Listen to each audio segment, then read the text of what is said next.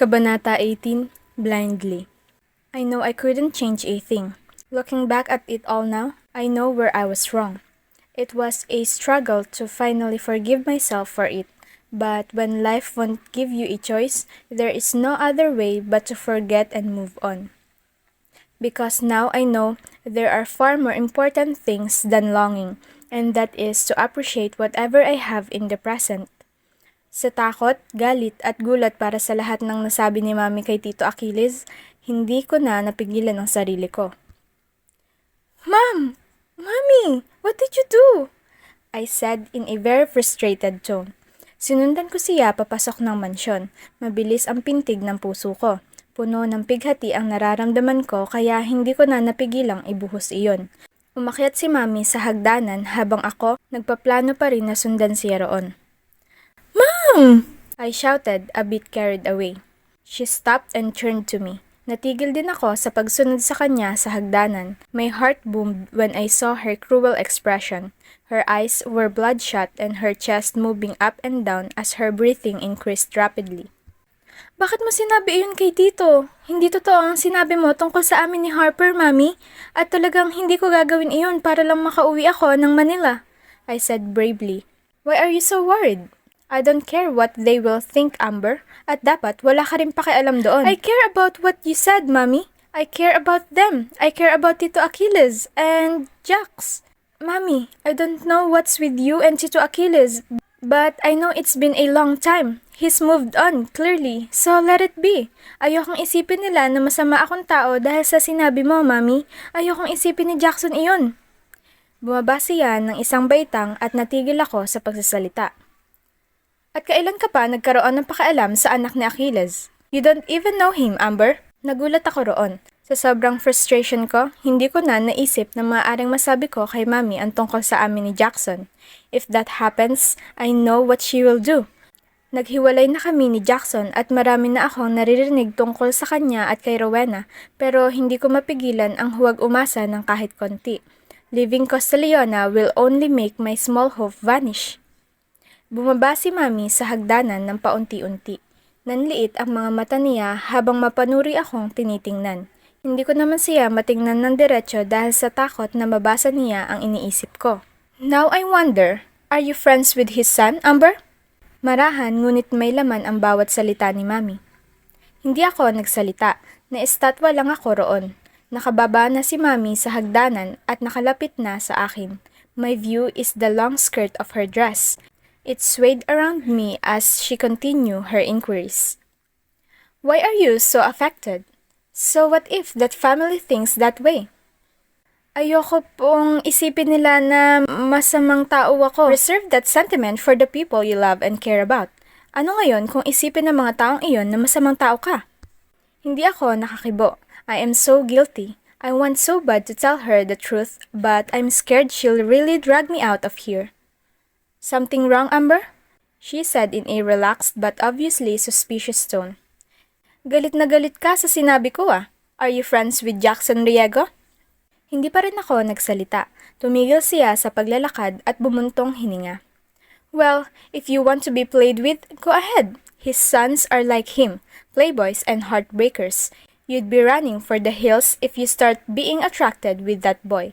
Hindi na kita kailangan piliting umalis dahil ikaw na mismo ang lalayas." Nakibit balikat si Mami. "I destroyed their life," Mami said with clarity. "I won't be surprised if they try to destroy yours. Kaya huwag mo nang simulan pang kilalanin ang lalaking iyon. Don't give him a chance to know you." "They are good people," I croaked out bravely. Mami smirked. "Let's see if you can say that after your heart is broken." Dumiretso siya sa hagdanan. Sa kalagitnaan, nilingon niyang muli ako. "But your heart won't be broken. I'll make sure of that. Unless tatanga-tanga kang aasa na kahit halata namang babaero iyon," she said and continued. Hindi ko alam kung plano ba iyon ni Mami at sinasadya niya o talagang tama siya sa lahat ng sinabi niya. May security doubled. Hindi lang si Kuya Lando ang kasama ko patungo sa school. May dagdag pang 2 bodyguard. The bodyguards don't leave me too. They stay outside my classrooms. There were times when I see Jackson near our school, but I don't know the end of it. Uuwi na lang ako kasama ang bodyguards at driver. And on weekends, I wasn't allowed to go to my classmates for anything. I would eat lunch with mommy on the hotel at minsan niya nang tinanong ang waitress out of the blue about something that she thought may concern me. May girlfriend ba si Jackson Riego? She asked. Nagulat ako roon. Namilog ang mga mata ko. Opo, iyong kaibigan at kapitbahay po nilang si Rowena. Diretsang sagot ng waitress. Kailan pa? Matagal na sila? Matagal na po silang madalas magkasama pero bago lang po ata nagkarelasyon. Mommy smiled with satisfaction. Umalis ang waitress. Sinundan ko iyon ng tingin. Pain attacked my heart and tears started to form in my eyes. Lately, I feel sick and tired. Tingin ko sa mga problema. That relieved me. Hindi ka guguluhin noon kasi may girlfriend na pala. Si Mommy, sabay inom ng wine, nakatitig sa akin. Hindi ako nakagalaw. Nanatili lang ako nakatitig sa pagkain ko hanggang sa naramdaman ang pagkakahilo. Excuse me, sabi ko at tumayo para makapunta muna sa bathroom to fix myself. I don't want to break down in front of my mom. I thought I'd only cry even with the evident sick feeling in me. I was wrong. Kasabay ng pag-iyak ko ang pagsusuka. Doon ako nagsimulang kabahan. Everything in my life went downhill. Mommy lost the money for the renovation of the hotels. Babayaran ni Daddy iyon pero nagkaproblema rin siya sa kanya. He invested on the wrong stocks and with the failing economy, mas lalo pang naging sakit sa ulo iyon. Bukod pa roon, hindi lang sa kanya ang pinapahamak niya. Maraming mayayamang kakilala ang naki-invest din sa kanya. They trusted Daddy so much that they invested millions and millions with him. Now, my dad is in debt because of it. Humingi ng tulong si Mommy kay Lolo. He paid some close family friends but Dad had to run to another country to protect himself. Iyong iba kasing nag-invest, nagiging bayolante na sa kanya, to the point of death threats. So, while fixing everything, he moved to the US to protect himself. Daddy wants us to go with him. Nahuli lang talaga dahil sa pride ni Mommy. She doesn't want to leave the country. She can't even believe that there is a need for us to live, that our life is taking a turn. Kung kailan pa nangyari ang lahat-lahat ng ito, tsaka pa ako nabuntis. At kung kailan ko pa nalaman, tsaka kinuha sa akin. Labis ang iyak ko nang narinig ang sinabi ng doktor tungkol sa pagkawala ng baby ko. We were already in Manila when he explained it to us. Grief consumed me, along with my mommy's words. Wala ka talagang maaasahan sa mga Riego, Iha. If he indeed loved you in the first place, why was he with another girl? She whispered to me before we got to the hospital. Tulala lang ako. Walang masabing kahit ano. Ang isipan, nasa baby lang na nawala ko. Alam kong naisip kong hindi pa ako handa sa ganito. I'm not sure if I'll be a good mother. I'm scared I'll lose my dreams. I'm scared I'll lose everything.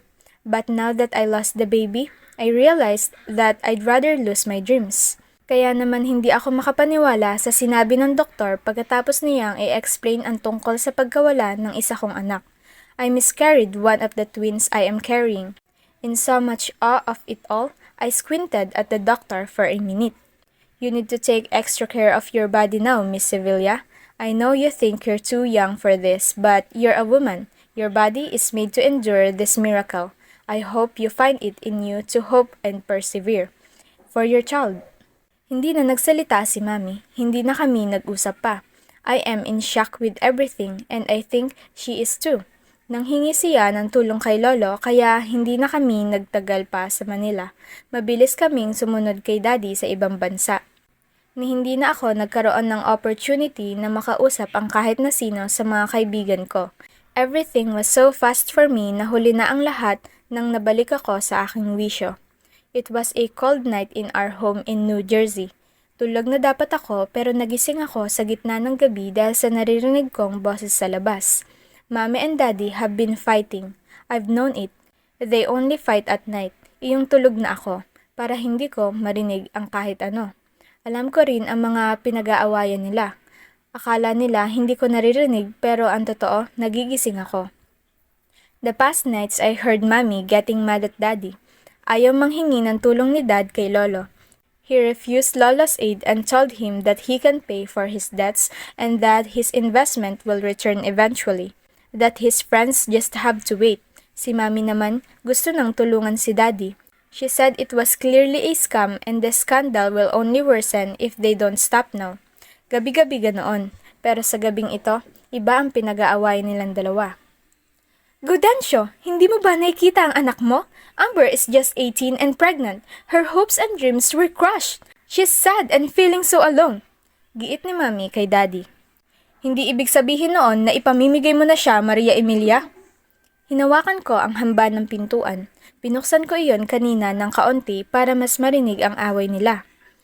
Hindi ko siya ipapamigay. We are losing so much already, and if we don't do anything about it, do it your way? Umalingaw-ngaw ang sigaw ni Daddy. Wala ka bang paninindigan? Our daughter can raise her child alone. We can support them. Makakain ba iyang paninindigan mo? If Papa is right and all your investments fail, I can pay for everything, Dancia. Pero paano tayo? Paano ang anak natin? Paano ang apo mo? Ha? Can we just set aside the talk about principles and for once be practical? Ano sasabihin ng lahat ng mga kakilala natin? Iyan din ang tanong ko sa'yo. Walang may alam na buntis ang anak natin. Ano sasabihin ng mga tao kapag nalamang nanganak siya at wala tayong maipapakita na asawa niya? That would be a disgrace. And you think marrying her with an old man is not, huh? Slowly, I closed the door. I shivered. Hindi ako makapaniwala sa narinig ko galing sa dalawa. At lagi, kapag nakikinig ako, naiiyak na lang ako sa huli. This is the worst of it all. I couldn't stop crying until dawn. My chest hurt and I realized that I am hurting myself too much. Hindi ko naisip na dalawa pala kami rito. Na kapag nasasaktan ako, masasaktan ko rin siya. Kaya simula noon, kahit na alam kong nag-aaway si Mami at Daddy, hindi na ako nakikinig. I have given the whole family so much pain and shame. Hindi sinabi ni Mami at Daddy kahit kanino ang pagbubuntis ko. Hindi na rin ako nagsikap na makipag-usap sa kahit kanino sa mga kaibigan ko. Pinutol ko lahat ng koneksyon ko sa kanila. I was just so miserable and tired. Dagdagan pa ng mga alam ko tungkol sa plano ni Mami sa akin. Nicolay de la Vega is just a few years younger than my mommy. Nang bumisita siya sa bahay namin sa New Jersey, wala akong maibibigay sa kanya kundi ang matalim na mga tingin ko. Nilipat ko kay Mami ang matalim kong titig. Ngiti-ngiti si Mami kay Nicolay habang si Daddy naman ay tahimik at istriktong nagpatuloy sa pagkain. I cannot believe all of this. I cannot believe how cruel my mom is. I know Nicolay even before because he was one of her most prominent rumored other man. Ang sinabi lang ni Mami kanina, magbabrunch kami rito sa bahay kasama ang isang kaibigan niyang ipapakilala niya sa akin. I knew then what she was trying to say. I knew then that this was part of her plan for me. How are you feeling, Amber? Tanong ni Nicolay sa akin pagkatapos uminom ng kape. I'm fine. Nanginig ang labi ko habang tinitingnan ang pagkain ko. Nakaka-adjust ka na ba sa weather at pamumuhay rito? He asked. Hindi pa. Nakailang linggo pa lang ako. Sabi ko nang di siya tinitingnan. You will soon get used to everything here, Amber. I'm sure of that. You're still young, so it won't be hard for you. Sumulyap ako kay Daddy. I can't believe he's letting this happen. Usap-usapan nakabit ni Mami si Nicolay de la Vega. Matagal nang patay ang mga asawa nito at ang mga lalaking anak, halos may mga asawa na rin. And Mommy is trying to pair us. This is so sick. I want so bad to vomit. Kung hindi lang ako nagpipigil ng nararamdaman dahil sa dinadalang anak, baka kanina pa ako sumabog dito sa hapag. It's disgusting. The rest of the time, I didn't know what they were talking about. Daddy was a bit fond of him because he's a natural joker. Mom too. And I hated her so much for this time. Hindi lang dahil sa plano niya, kundi sa naiisip kong nasa likod ng totoong plano niya. If I marry Nicolay de la Vega, they'd be so close. Who knows, she's just using this opportunity to get close to him too. So she has an excuse to be with him kahit na andyan si Daddy. Nakakasuka si Mami. I know she was then cruel, but I never thought she'd be this cheap. What was that, Mom? Atake ko kay Mami pagkatapos nilang ihatid sa labas si Nicolay. Umalis na ito gamit ang maganda niyang sasakyan. He's a known hotelier in the Philippines. They are from a wealthy family clan as well. Kaya alam kong posible nga itong nakakasukang plano ni Mami. Lalo na't hindi ito ang unang pagkakataon na nireto niya ako sa kahit na sino, basta mayaman. What, Amber? Painosenteng sinabi ni Mami. Nilingon ko si Daddy na ngayon ay malungkot na lang na umiling. Nangilid ang luha ko.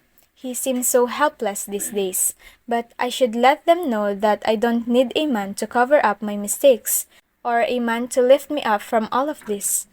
Pagkapanganak ko, magtatrabaho agad ako rito habang nag-aaral, sisiguraduhin ko yan. Bakit mo pinakilala sa akin ang lalaking iyon? Mariin kong tanong. Amber, calm down, you're pregnant. You should just rest. Si Daddy.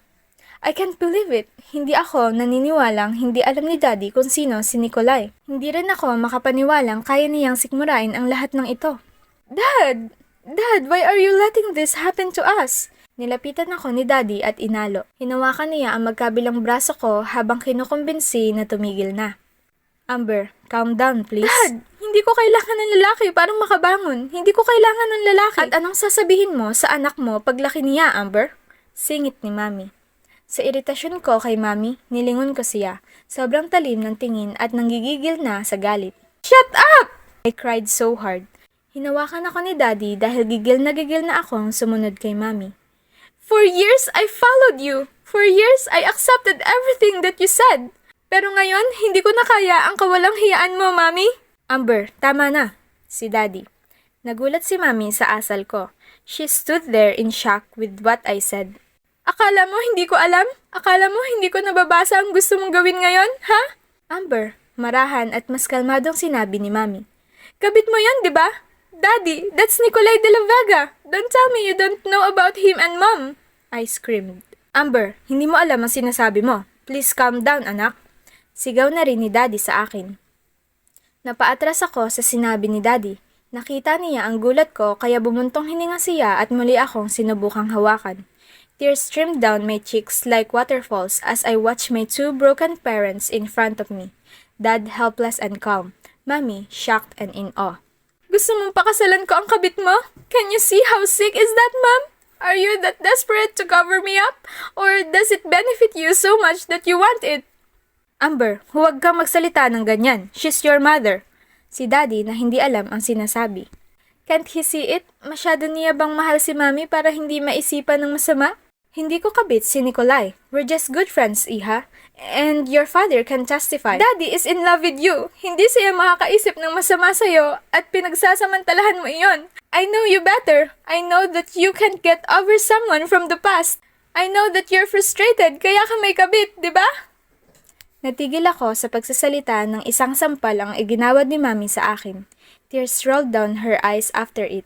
Mabilis niya akong inalo. Nagsisi sa biglaang nagawa pero tinulak ko siya palayo sa akin. Maria Emilia, your daughter is pregnant. Stop it! Si Daddy. Bago ko pa man marinig ang pagtatalo nila o di kaya'y sasabihin sa akin, tumakbo na ako patungo sa kwarto at nagkulong. Nagpatuloy ang pag-iyak ko sa kwarto. Ilang araw ko ring gustong magkulong. Kung hindi lang ako kailangang kumain ng tama para sa anak ko, ayoko na talagang lumabas ng kwarto. Tinatok ako ni Daddy pagkatapos ng 2 araw, at kahit hindi ko pinahihintulutan, pumasok siya roon ng tahimik. Sumulyap lang ako sa kanya habang niyayakap ang mga tuhod, nakaupo sa kama. Tahimik si Daddy nang lumapit sa akin. His sad eyes melted my heart, and my heart melted more when the only sincere man who loves me held my cheeks. Nang nalaman ni Daddy na buntis ako pagkarating namin dito, wala siyang sinabing kahit anong masama para sa akin. Nagulat lang siya. Tinitigan akong umiiyak at sa huli, bubuntong hininga at bumaling kay Mami. Mami cried then. She wailed saying that all my dreams are crushed. I won't be a model anymore. Hindi niya alam kung saan sila nagkulang sa pagpapaliwanag ng moralidad sa akin. Marami pang iba. Isa lang ang sinabi ni Daddy sa akin. Magpahinga ka na sa kwarto. That was his only words for me. I love my parents, but this time I can't help it. I hate Mommy. I only love Daddy. I am on his side all the way. And if I were to choose who I want to be with between them, si Daddy ang pipiliin ko. How are you feeling? He asked. Hindi ako sumagot. Ayokong sagutin siya sa totoo kong nararamdaman. Natatakot akong mas lalo siyang malulungkot. He already feels that all of this is because of him. Ayoko rin magsinungaling at sabihin sa kanyang ayos lang ako. Si Daddy na lang ang mapagsasabihan ko. Hindi ko kaya magsinungaling pa sa kanya. I'm sorry all of this happened, Amber. Umawang ang labi ko at nanginig. Wala siyang kasalanan sa lahat ng ito. Bakit niya inako iyon? If I have only been a better father... Dad, you are the best father in the world. Stop saying that. He smiled sadly and continued. Pasensya na anak, alam kong nahihirapan ka sa mga gustong ipagawa ng mami mo sa'yo. I understand that she only wants to secure you and my grandchild. Hinaplos niya ang tiyan ko. Hindi pa ito sobrang laki pero tama na para makitang buntis nga ako. No, Dad. She's just doing this for herself. Kabit niya ang lalaking iyon, Daddy, and she's sick for making me marry that man. Daddy sighed. She just wants to secure your future. I am old.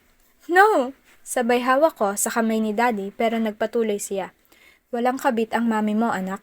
Matagal ko nang alam, Daddy. Matagal nang usap-usapan ng mga kasambahay, ng mga kakilala. Dad, I know it hurts, but Nikolai is a friend of mine. I know him and I know why he's close with your mommy. They are just friends. Mommy is clouding your mind, Dad. Hinaplos ni Daddy ang mukha ko. Natigil ako sa pagsasalita. Nagkatinginan kaming dalawa. Ang wrinkles sa gilid ng kanyang mga mata, ang kulay abong buhok, at ang malulungkot na mga mata, parang pinupunit ang puso ko habang tinitignan siya. Your mother is cruel to many people. She's arrogant, rude at times, and very bossy. But Amber, I know who I married. I know her flaws, her weaknesses, and her sorrows. I memorized it all. I love her, but not blindly. Kaya alam ko ang sinasabi ko. Believe in her, no matter if she's difficult most of the time. Believe in her, he said. Patuloy ako sa pag-iling. Hindi ko pa rin kayang maniwala o umintindi. My faith is starting to shake. That's an old man, Dad, and I don't love him. I don't like him. I don't wanna be married to anyone. I can raise the child alone. Pagkapanganak ko, hindi ako aasa sa inyo ni Mami. Magtatrabaho ako, Dad. Ayoko magpakasal. Women these days can do it without a husband. For sure, I can do it too. Yes, darling, he nodded. I know. I will talk to your mother about it. Iyon na rin ang pinag-awayan nila ni Mami sa nagdaang araw. Mami wanted to protect my image, or as she said, protect her grandchild. She strongly wants me to get involved with Nikolai de la Vega. She wants me to try and talk to him. She wants me to entertain him. Walang magawa si Daddy kaya madalas pa rin ang lalaki sa bahay. Nagkukulong ako minsan pero hindi na rin maiwasan na lumabas at makahalubilo siyang madalas. Nakumbinsi ko si Mami tungkol sa hindi ko pagpapakasal kay Nikolai. Mami soon agreed but she was bitter for many weeks. Until she gave me an option to come to a big and grand party with Nikolai in New York, with their friends and his family. It was so hard for me, but she promised that she'd stop bothering me about it if I did, so I had no choice. It was hell for me. It was disgusting. It stressed me out so much until I started talking to that man, until I knew him, until I realized what he was and what this is all about. Until I slowly began to appreciate him as a friend to me, until I began smiling again with his jokes, until I understood everything.